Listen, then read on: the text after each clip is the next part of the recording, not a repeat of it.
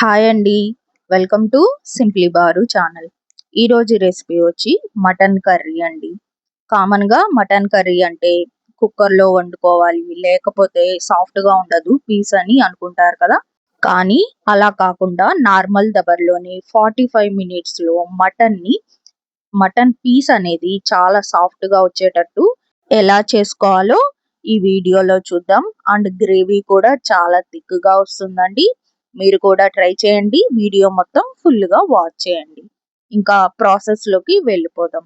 ముందుగా మనం స్టవ్ పైకి ఒక ప్యాన్ తీసుకోవాలి.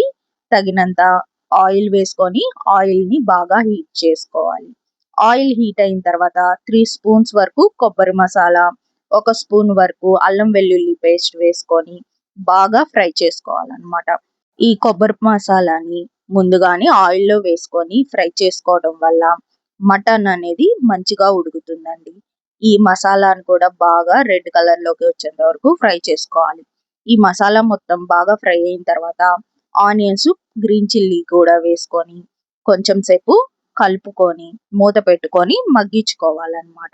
ఈ ఆనియన్స్ అన్ని బాగా మగ్గిపోయిన తర్వాత 1 kg వరకు మటన్ని తీసుకోవాలండి. క్లీన్ చేసిన మటన్ని. ఈ మటన్ని ఆనియన్స్లో మసాలాలో వేసుకొని 1 స్పూన్ వరకు కల్లుప్పు, 1/2 స్పూన్ పసుపు వేసుకొని బాగా కలుపుకోవాలన్నమాట. ఈ మసాలా మొత్తం ముక్కలకి పట్టేటట్టుగా కలుపుకోవాలి.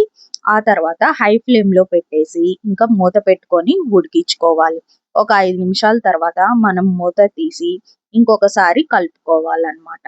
ఇట్లాగా ఇంకొకసారి కలుపుకొని మళ్ళీ మూత పెట్టేసుకోవడం వల్ల ఈ మటన్లో ఉన్న వాటర్ మొత్తం బయటకు వస్తుందండి. ఈ ప్రాసెస్ అంతా హైలోనే ఉంచుకోవాలండి. సిమ్లో మాత్రం పెట్టుకోవద్దు. చూసారు కదా, ఇంకొక 5 నిమిషాల తర్వాత మూత తీసి చూసుకుంటే మనకి వాటర్ అనేది, మటన్లో ఉన్న వాటర్ అనేది బయటకు వచ్చింది. మళ్ళీ ఈ మూత పెట్టేసుకొని ఈ మటన్లో ఉన్న వాటర్ అంతా ఇంకిపోయి ఆయిల్ బయటికి రావాలన్నమాట. ఇలా రావటం వల్ల, వాటర్ అంతా ఇంకిపోయి ఆయిల్ బయటికి రావడం వల్ల మనకి మటన్ అనేది మంచిగా సాఫ్ట్గా వస్తుంది అనమాట. ఇంకా ఈ ఆయిల్ బయటకు వచ్చిన తర్వాత 3½ స్పూను కారం వేసుకొని బాగా కలుపుకోవాలండి. ఈ కారం అంతా ముక్కలకి కలిసేటట్టుగా కలుపుకొని ముక్కలు మొత్తం మునిగేటట్టుగా మనం వాటర్ అనేది పోసుకోవాలండి. నేను చెప్తున్నాను కదా, సగం కానీ కొంచెం కానీ పోసుకోకూడదు. ముక్కలు మొత్తం బాగా మునిగిపోవాలన్నమాట. అప్పుడు మూత పెట్టుకొని బాగా హై ఫ్లేమ్లోనే పెట్టేసుకొని ఇంకొక 15 మినిట్స్ వరకు ఉడికించుకోవాలన్నమాట. మనం వేసిన వాటర్లో 0.5% వరకు వాటర్ అనేది ఇంకిపోవాలండి. ఈ ప్రాసెస్ అంతా హైలోనే ఉండాలి. ఇంకా ఇట్లాగా వాటర్ అనేవి సగం వరకు ఇంకిపోతాయి. పులుసు కూడా నెమ్మదిగా చిక్కబడుతుంది అనమాట. ఈ టైంలో ఇంకా మీడియం ఫ్లేమ్లో పెట్టేసుకోవాలి. తర్వాత 1/2 స్పూన్ వరకు గరం మసాలా వేసుకొని బాగా కలుపుకొని ఇంకొక 5 మినిట్స్ వరకు మూత పెట్టుకొని ఉడికించుకుంటే మనకి గ్రేవీ అనేది థిక్గా అయిపోతుందండి. ఆయిల్ అంతా పైన తేలుతుంది అనమాట.